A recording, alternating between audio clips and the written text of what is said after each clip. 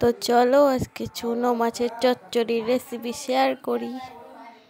তো প্রথমেই তেল দিয়ে দেব কড়াইয়ে, পেঁয়াজ লঙ্কা টমেটো রসুন কুচি দিয়ে দেব, হলুদের গুঁড়ো লঙ্কা গুঁড়ো গরম মশলা গুঁড়ো জিরে গুঁড়ো লবণ দিয়ে ভালো করে মাখিয়ে নেব।